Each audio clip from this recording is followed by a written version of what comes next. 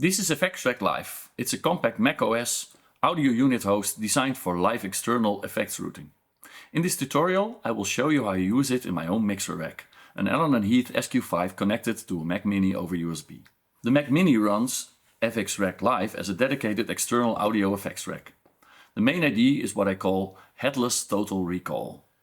FX Rack Live is built for that specific job. Receive audio from the mixer, process it through plugins and return it to the mixer. In this setup, the SQ5 stays in control of the mix.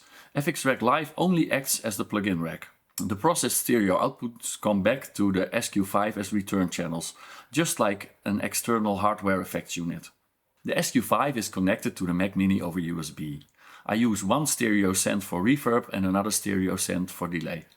In this example, chain 1 is my reverb chain using USB input and output 3 and 4, and chain 2 is my delay chain using USB input and output 5 and 6. I intentionally leave USB output 1 and 2 free for normal Mac audio. That way simple applications like QuickTime Player or Safari can still use the first two outputs without interfering with the live effects rack. The processed stereo outputs come back to the SQ5 as return channels, just like an external hardware effects unit. In FX Rack Live, I selected the SQ audio as the USB interface. This is a one-time setup. This is actually the reason I built this app, because other apps will try to connect to available devices when opened or bother you with pop-ups. This app will wait patiently until the previous selected device becomes available again. If I want, I can adjust the buffer size. For live effects I want low latency, but it still needs to be stable. In this setup I normally start around 128 or 156 frames, depending on the plugins and sample rate.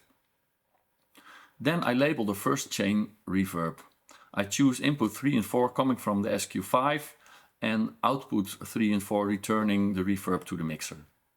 Now I load the plugin. For this chain I use LiquidSonics 7th Heaven. This gives me a high quality reverb return controlled from the SQ5. Now I set up a second chain for delay. I label it delay, select another stereo input pair from the SQ5 and route it back to another stereo output pair. For this chain I use FabFilter Timeless 3.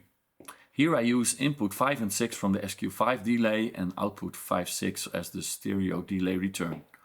This keeps the delay separate from the reverb, just like two external effect processors.